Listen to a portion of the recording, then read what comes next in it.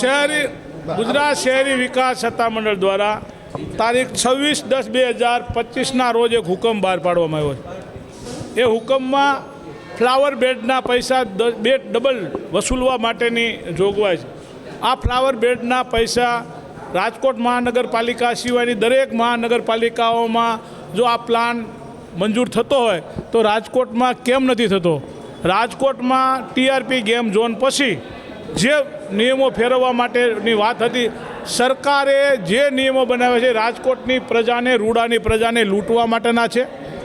અહીંયા ક્યાંક ને ક્યાંક ભાજપના શાસકો પોતાની જવાબદારી ભૂલી ગયા છે, રાજકોટે જેને મત આપ્યા છે ભૂલી ગયા છે।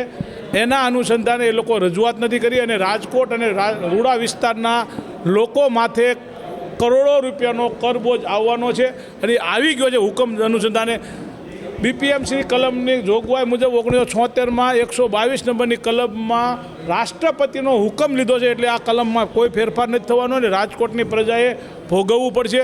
હું પ્રેસ મીડિયાના મિત્રોને બધાને વિનંતી કરું કે આ પ્રશ્ન ગુજરાતની અને રાજકોટની પ્રજા સમક્ષ લઈ જાઓ અને રાજકોટની પ્રજાને આવા ખોટા ટેક્સમાંથી મુક્ત કરાવવી વિનંતી।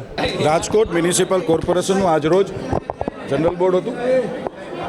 ધ જીપીએમસી એક્ટ અને ધ બીપીએમસી એક્ટની જોગવાઈ મુજબ દરેક સભ્યનો પ્રશ્ન માન્ય મેયરશ્રી દ્વારા લેવામાં આવતો હોય છે અને આનો ડ્રો કરતા હોઈએ છીએ અમે। અને આ ડ્રોમાં આ વખતે વિપક્ષના સભ્યનો પ્રશ્ન પહેલો હતો।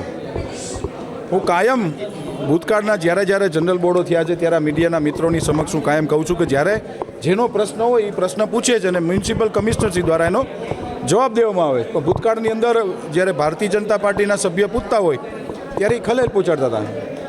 પણ અમારી ભારતીય જનતા પાર્ટીના સંસ્કારો અને અમારી ખાનદાની છે કે જ્યારે વિપક્ષના સભ્ય જ્યારે પ્રશ્ન પૂછતા હતા અને મ્યુનિસિપલ કમિશનરે આજે જવાબ આપ્યા છે અને કોઈ પણ પાર્ટીના કોઈ પણ કોર્પોરેટરશ્રીઓ, ભાજપના કોઈ કોર્પોરેટરે કોઈ વિરોધ કર્યો નથી। આજે શાંતિપૂર્ણ રીતે આજે જનરલ બોર્ડ પૂર્ણ કરવામાં આવ્યું છે।